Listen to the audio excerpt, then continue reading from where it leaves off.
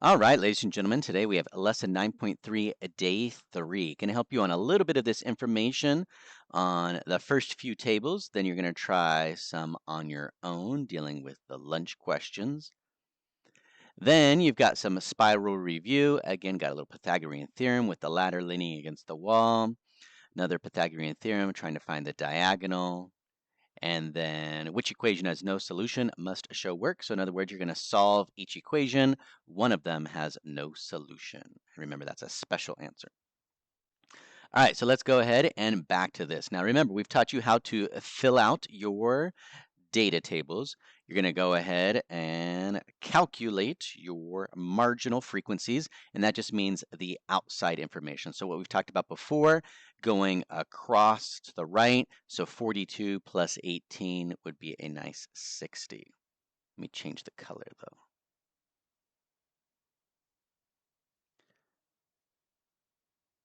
And then remember on this one, if you wanted to find this box here, that would be 150 subtract the 60 would give you a 90. So we're going to go back and forth trying to fill out all the boxes. Then we're going to answer some questions. And then we're going to talk about the relative frequency, remember, which is a percentage. So let's see. Let's add these together. 18 plus 24, that should be a 42. And if you go backwards this way, 90 subtract 20 is 70. Subtract 4 more is 66. If we add these up for this last box, it should be the exact same if you do 150 subtract 42, which should be 108. So now that we have the box completed, you can answer your questions here. So again, you're going to just read the information, answer it as follows. So again, how many boys were surveyed? So that's obviously the boy total. Fill out your number. How many girls were surveyed? Well, that's girl total. How many girls eat cereal for breakfast? So that's girls, yes, and so on. All right, two-way relative frequency table. Remember, your grand total is the 150 divided by 150, which is how we get the 100%.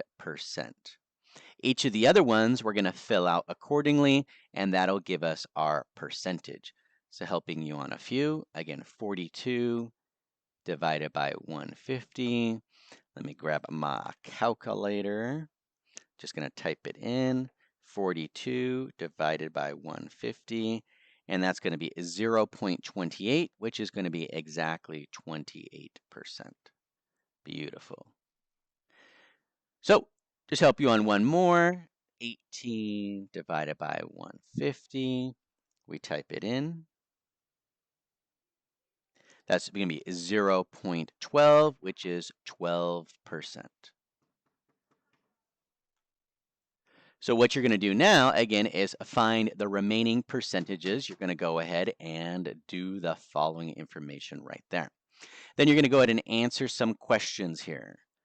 The joint relative frequency, remember, that's the stuff inside. Marginal relative frequency, that's the stuff on the outside. And then you have a little bit of information here. Ooh, conditional. Let's talk about the conditional relative frequency. Remember, for conditional relative frequency, you're not going to use the grand total. You're going to use the other numbers, which is going to be connected to the marginal frequency. So it says, of those who are girls, what is the conditional relative frequency that student surveyed eats cereal for breakfast? So how many girls are there? According to this, there are 90 girls. So you're going to do your division by 90, not the 150. Eat cereal, so that's 66 girls eat cereal for breakfast. So we just go ahead and type it in, 66 divided by 90. That's going to be approximately 73.3%. Those threes don't look that good.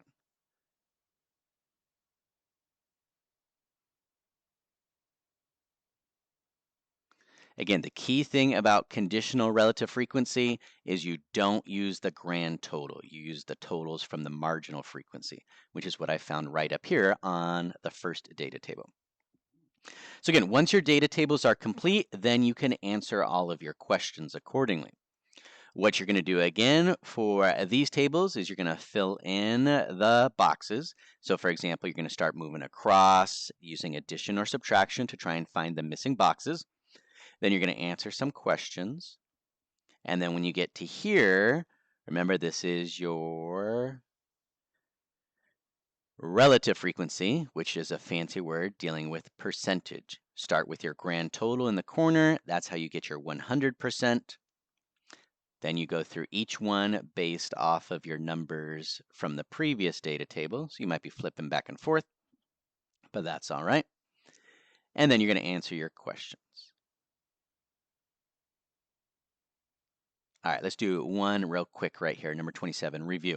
Jackson wants to divide a rectangular board into two congruent right triangles. In other words, this is a nice corner for 90 degrees. The board is shown below. What is the length of the diagonal, which happens to be side C for your hypotenuse? He must cut to divide the board. If necessary, leave answer in simplified radical form. So again, we're going to go ahead and write a squared plus b squared is equal to c squared. Now the first thing I want to see is it a triple? So let's see, 8 and 12 can both be divided by 4. So that would be a 2, 3, something. Oh, that's not a triple, so I don't need to worry about that. Not a triple. So you go ahead and write it. 8 squared plus 12 squared is going to be c squared. So we know this is 64, and we know this is 144 c squared. So it means c squared is equal to, if we add it up, that should be 208. And we're going to take the square root of both sides. Now, it doesn't want a decimal. We would like a radical answer, which means factor tree. So if you haven't done this in a while, let's go ahead and break it up. Remember, an even can always be broken up by 2, and that would give us 104. And you can just keep dividing by 2, which would be 52, 2, and 26, 2, and 13. So looking at your pairs, I've got a pair of 2s. I've got a pair of 2s. So our answer, remember, it's really just 2 times 2, so that would be 4 radical 13, or sometimes called root 13, or 4 times the square root of 13. That is the diagonal, which again is the hypotenuse, which is the longest side. All right, awesome. You're going to go ahead and do the best that you can to finish this in class. Otherwise, you do have some homework. All right, be awesome.